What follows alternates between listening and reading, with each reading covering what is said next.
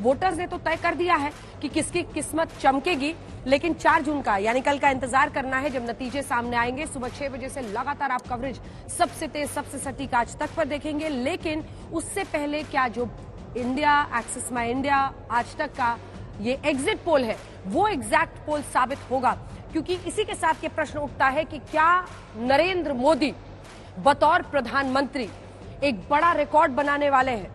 क्या वो न सिर्फ हैट्रिक लगाएंगे बल्कि इसी के साथ एक नया रिकॉर्ड ये बनेगा, क्योंकि इससे पहले पंडित जवाहरलाल नेहरू ने भी 3 बार तीसरा टर्म जीता था।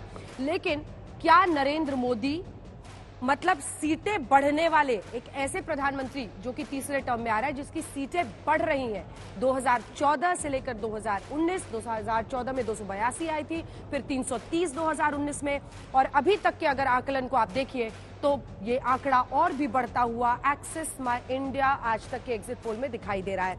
आज इन्हीं तमाम सवालों पर प्रश्न करेंगे कि 400 पार वाले एग्जिट पोल के आंकड़े पर, जो कि सिर्फ अनुमान है, नतीजा नहीं है, लेकिन अनुमान एक साइंटिफिक तरीके से निकाला हुआ है, इस पर जो बवाल छिड़ा हुआ है इन सब पर चर्चा करेंगे। हमारे साथ कई खास मेहमान भी आज जुड़ रहे हैं, लेकिन उससे पहले आइए आपको दिखाते हैं 400 पार पर क्यों छिड़ा है घमासान।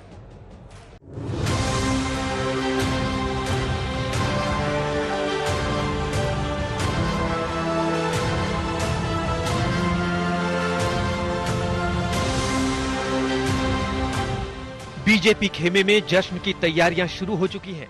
कनात शामियाना लगा दिया गया है। मोतीचूर के लड्डू भी बनाए जा रहे हैं। नतीजों से पहले बीजेपी एक्शन में है। पार्टी के अध्यक्ष जेपी नड्डा ने अमित शाह और दूसरे दिग्गजों के साथ बैठक की है।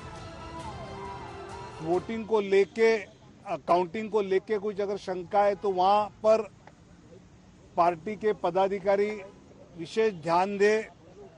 ऐसी सारी चर्चा, एक तरफ चुनाव की समीक्षा और आने वाले काउंटिंग की पार्टी की तैयारी, इस पर एक विस्तृत चर्चा आज हम सब ने बैठकर की। जनता का वोट अगर पड़ा है तो इनको बहुमत नहीं मिल रहा है, और जो कांग्रेस पार्टी ने 295 का फिगर दिया है वो सही है, और उसके बाद यदि 300 पार तो वो जनता का वोट नहीं है, वो ईवीएम मशीन का वोट है। रविवार को प्रधानमंत्री मोदी ने भी एक के बाद एक कई बैठकें ली। उन्होंने चक्रवात और लू के बाद देश के अलग अलग हिस्सों में बने हालात पर चर्चा की।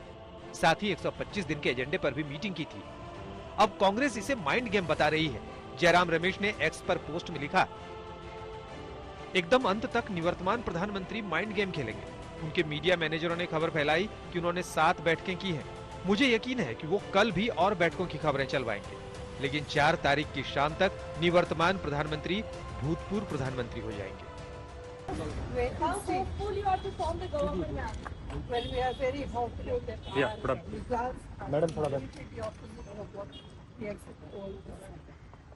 हारने वाले हताश लोग और क्या बोलेंगे। इसी एग्जिट पोल ने जब तेलंगाना में कांग्रेस की जीत की बात की, उसी संस्था ने, तो बड़े आप खुश थे। जब कर्नाटका में आपकी जीत का संकेत दिया तो आप बड़े खुश थे। जब हिमाचल में कहा कि कांग्रेस जीतेगी तो आप बड़े खुश थे। आज जब देश में नरेंद्र मोदी की जीतने की संभावना बताई जा रही है तो आप परेशान हैं।